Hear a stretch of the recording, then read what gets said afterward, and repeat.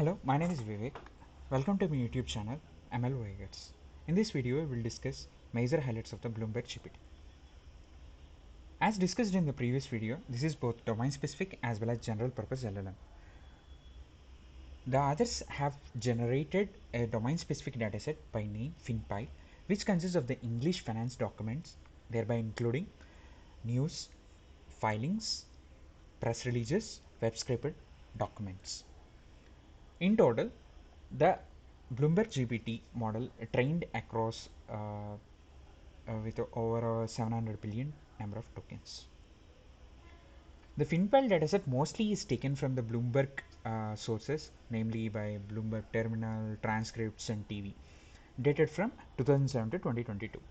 But the filings are not available in the Bloomberg, hence the others have relied on SEC online database, where the US based companies have uploaded their financial filings during the 2007 to 2022. As discussed earlier, this is both domain specific as well as general purpose. The domain specific, as we discussed earlier, the FinPile is how the FinPile is generated from the Bloomberg. But for to meet the general purposes as well, they trained on the publicly available datasets, which generally the LLMs are trained on. They collected from 21 different sources, and this comprises around 48 percentage, whereas the FinPel datasets comprises around 52 percentage on the training dataset. The following is the picture is taken from the Wu et al. 2023 Bloomberg GPT paper.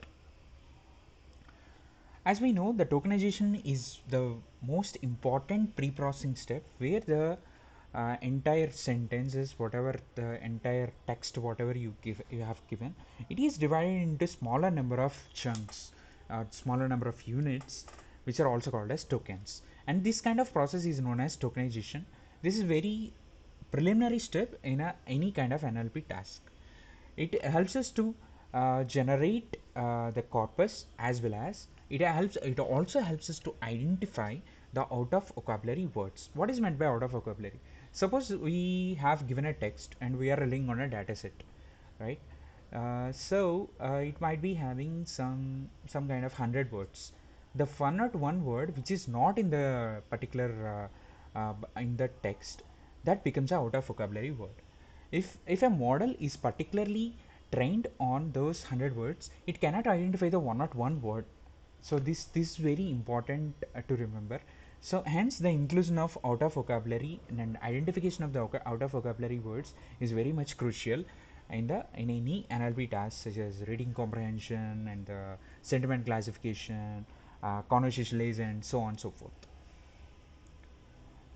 In the Bloomberg GPT, the others have adopted Unigram tokenizer. What is meant by Unigram tokenizer? Suppose there is a word by name Vivek. Okay, each character is considered as a single token, that is that is known as Unigram tokenization process.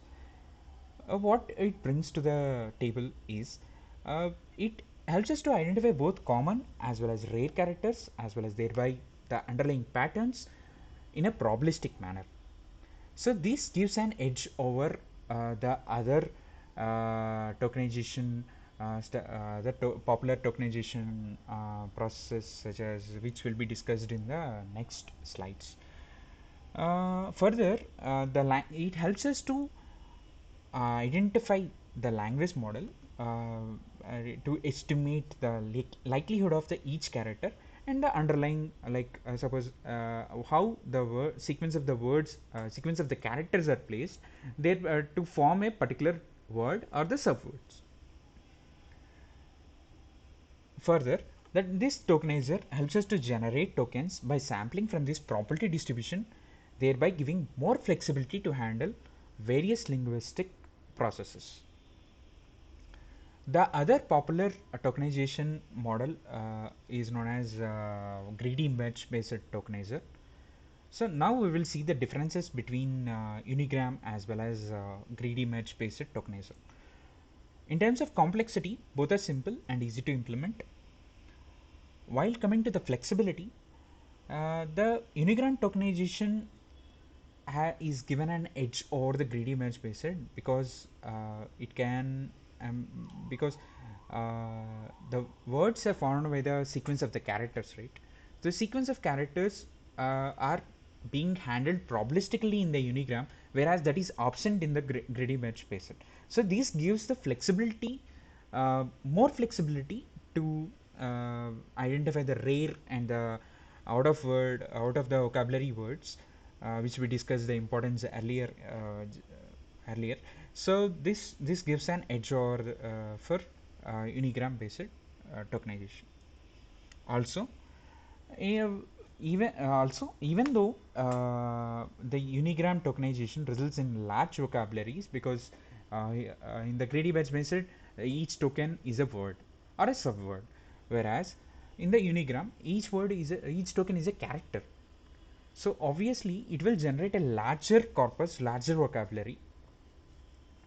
Even though that, but the due to its understanding the sequence of the words in a probabilistic nature, this the unigrams is selected over the other tokenization models. Further, it is also important to handle the digits and the multi-word tokens in a proper way. For the digits, they have adopted the same the unigram based approach. Each suppose a 4 0 is there, 4 is considered as one token, as 0 is considered as another token. Similarly, for the multi-word tokens, suppose word 1 and word 2 is there, they are separated by the space.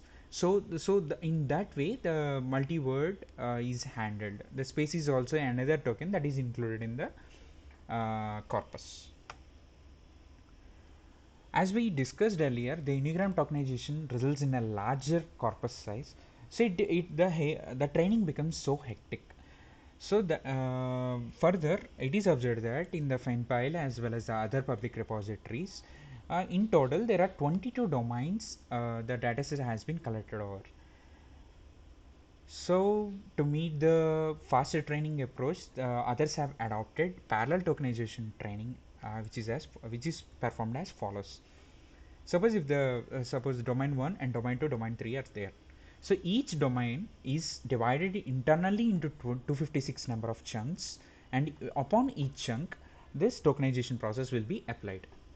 So after applying within a domain itself. So after applying on each chunk, they are hierarchically merged of the individual tokenizers by first merging the 256 tokenizers obtained from each domain. This results in 22 different tokenizers because there are 22 domains, right? Suppose if there are 3 domains, 3 unique tokenizers will be generated because after applying the hierarchical merging over the individual domain based chunks. Once the tokenizers are generated, domain based tokenizers are generated, the weighted average technique is applied to get the generalized tokenizer. Uh, tokenizer. So how the weights are determined. This is depending on the relative sizes of the dataset in terms of bytes used to train the tokenizer. To ensure the inclusion of an auto vocabulary, they also adopted tokens of 36 of 256 possible bytes that don't occur in the FINPILE dataset. Along with that, they also include the end of text token. This is a general process in every kind of LLM model train. That's it from the video. In the next video, we will see the more internals and the more optimization techniques that are being used in the Bloomberg GPT. If you like the content, please like the video and subscribe to the YouTube channel. Thank you.